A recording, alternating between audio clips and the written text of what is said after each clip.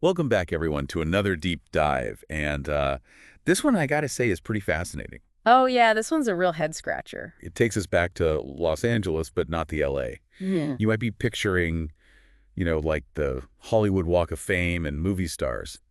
This is late 1950s, early 1960s, and we're going to untangle the mystery of the bouncing ball killer. Bouncing ball killer, that's right. And to do that, we've got some police reports, some old newspaper articles, and even some court transcripts to sort of try to piece this whole thing together. Yeah, it's a case that really gripped the city back then, and it still fascinates people today, believe it or not. I believe it. So what we're going to try to do is figure out, who was this killer, what made him tick, and why this case is still so intriguing, all these decades later. It's a pretty chilly name, the bouncing ball killer. Where'd that come from? Well, you have to understand, LA back then was kind of a powder keg of anxieties. The Cold War was at its peak, and fear was just part of everyday life. Yeah, I can imagine. And then you add in a string of brutal murders, mostly of older women, and to top it all off, there's this really strange detail. Witnesses kept describing the killer bouncing a rubber ball. A rubber ball, huh? Yeah, it became his calling card. Wow. And the press, as you can imagine, went wild with it. I can see why this case is still grabbing headlines. Yeah. So let's start at the beginning. Who was the first victim that we know of? Well, the first murder we can confidently attribute to the bouncing ball killer was a woman named Ruth Gwynn. She was 57 years old, Okay. attacked on May 28th, 1959, on her way home from work. But here's the truly eerie part.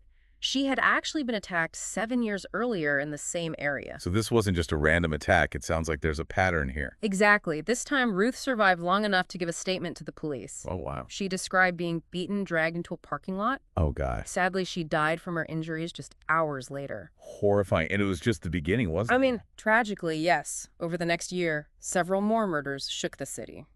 Amanda Rockefeller, Ann Cotter, Elmira Miller, Bessie Green, Grace Moore, all elderly women, all strangled.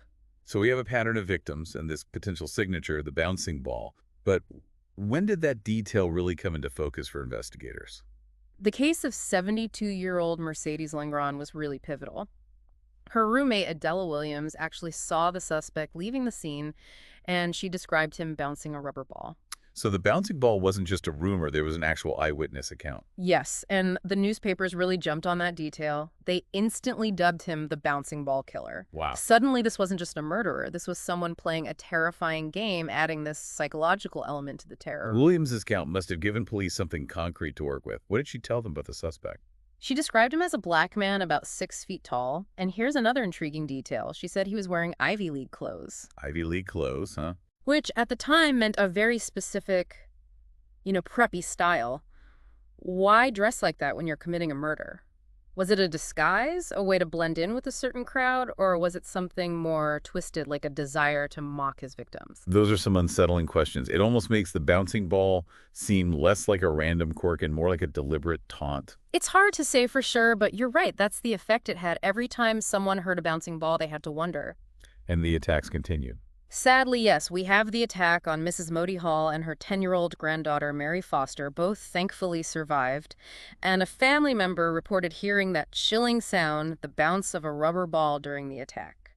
It's hard to imagine the terror they must have felt knowing the bouncing ball killer was right there. Absolutely. And then there was Lena Bensusan, 84 years old. She was brutally beaten during a home invasion so badly that she died from her injuries. Another senseless act of violence. Did she ever get a glimpse of her attacker? She did, and her description before she passed away matched the other accounts of the bouncing ball killer.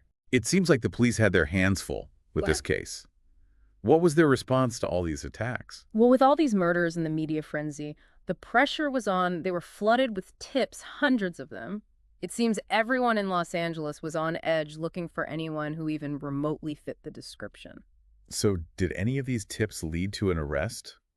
Was anyone ever seriously considered a suspect? There were a few promising leads.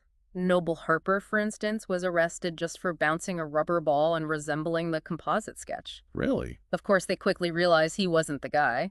Then there was Ray Williams, a bricklayer. Why was he considered a suspect? He fit the description, and his shoe size matched footprints found at one of the crime scenes, but again, nothing concrete enough to hold him. It sounds like the police were chasing shadows, never quite able to catch a break.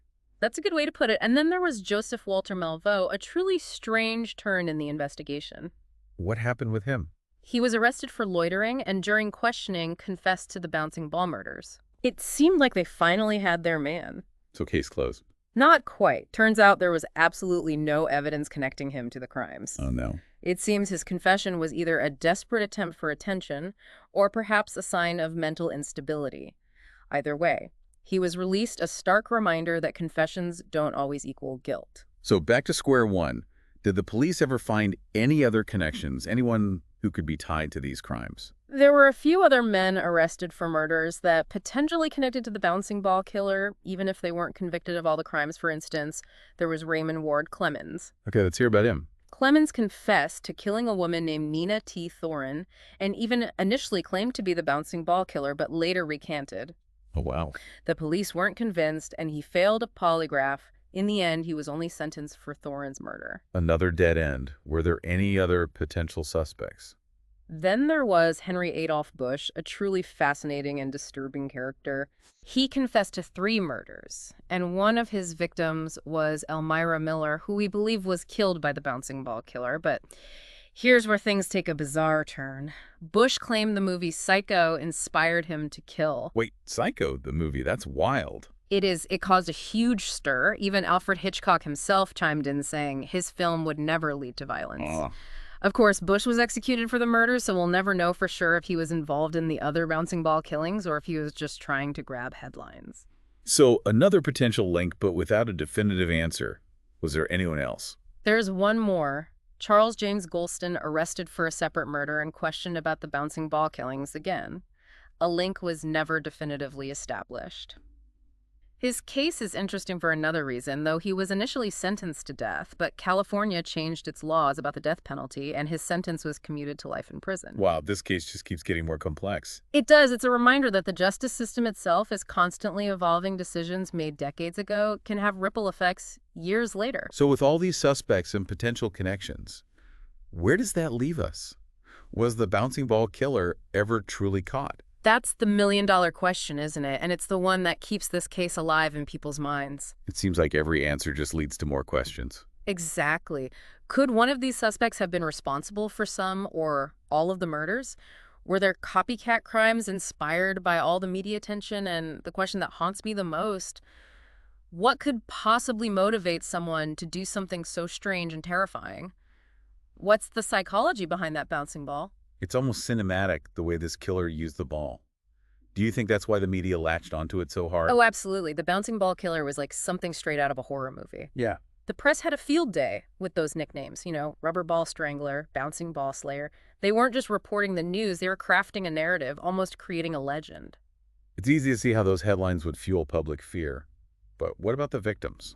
How do you think the bouncing ball affected them? Imagine you're one of these women already vulnerable, and then your attacker is bouncing a ball, almost toying with you.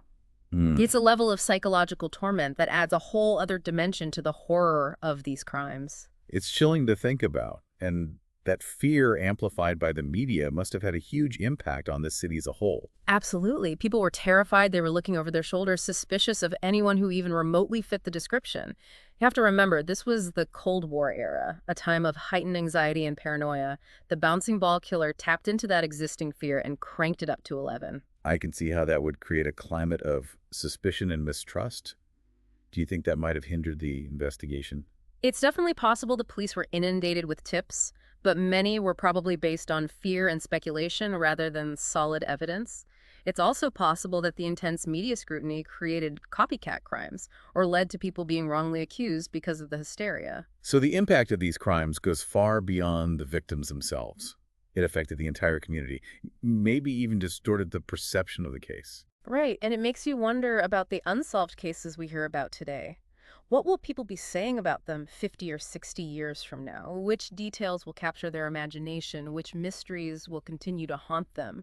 It's a reminder that even in our modern world, with all our technology and forensic advancements, some cases remain shrouded in mystery. We think we're so advanced, but there are still shadows, still secrets we can't unravel. Exactly, and that's what makes this case so compelling even all these years later. It's a reminder of the limits of our knowledge, the enduring power of the unknown. It's almost like we're trying to make sense of the darkness to find meaning in the senseless. Precisely. We crave order, we want explanations, and when we encounter something as chaotic and inexplicable as the bouncing ball killer, it unsettles us, challenges our sense of safety and security.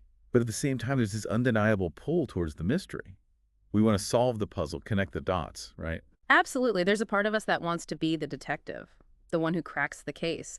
And maybe that's why true crime continues to fascinate us, whether it's a podcast like this, or a documentary, or even a fictionalized account. We're drawn to the darkness, even as it frightens us. So what about the bouncing ball killer? What do you think is the most enduring legacy of this case? I think it's the bouncing ball itself. It's such a simple object, yet it became a symbol of terror, a reminder that evil can lurk in the most unexpected places. It's also a reminder of the power of the unknown. We may never know for sure why the killer used that ball, but that mystery is part of what keeps the case alive in our minds. It's a reminder that sometimes the most chilling things are also the most inexplicable. Exactly, and that's what makes this case so thought-provoking. It forces us to confront the limits of our understanding, the darkness that can exist even in a city like Los Angeles, a place we associate with sunshine and glamour. It's a reminder that darkness can find a way in no matter where you are.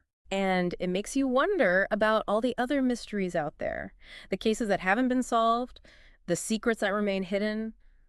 What will we uncover in the future? What new terrors will emerge? It's both exciting and unsettling to think about. It is, but I think that's the beauty of exploring the unknown. It's a journey that can be both fascinating and frightening, Hmm. but it's always worth taking. Yeah, it really makes you think about all those unsolved cases, the ones that kind of just stay with you. And the impact they have, not just on the victims and their families, but on the whole community. Yeah, like a ripple effect spreading out across time. Exactly. And sometimes those ripples reach us, decades later, like with the bouncing ball killer. So as we wrap up our deep dive into this case, what do you hope our listeners take away from it? What's the big takeaway here? I think it's the importance of remembering. Remembering. Yeah, remembering the victims, their stories, the lives that were cut short, remembering the fear that gripped Los Angeles, and how a simple object like a bouncing ball could become a symbol of terror. Yeah, it's easy to get caught up in the mystery, the twists and turns of the investigation. But ultimately, this is about real people, real lives impacted by these horrific acts. Absolutely. And it's about the quest for understanding.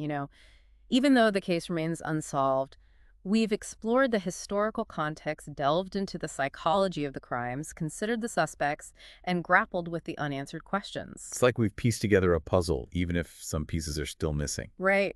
And maybe that's okay. Maybe the act of searching for those missing pieces, of trying to make sense of the senseless, is what matters most. Yeah, it's a reminder that the past is never truly past. These stories, these mysteries. They Ah. continue to resonate with us because they speak to something fundamental about the human condition. Our need to understand, our desire for justice, our fascination with the unknown, these are all part of what makes us human. So as we leave the shadowy streets of 1950s and 60s Los Angeles, what final thought would you leave our listeners with? What should they be pondering as they go about their day? Think about the mysteries that surround you, the unsolved cases in your own community. The secrets hidden in plain sight. Keep asking questions, keep searching for answers, and keep that spark of curiosity alive. Because who knows, maybe someday you'll be the one to uncover the truth. And maybe, just maybe, that truth will bring a little bit of light into the darkness. That's a perfect note to end on. Thanks for joining us on this deep dive into the bouncing ball killer case. Until next time, keep exploring, keep questioning, and keep the light on.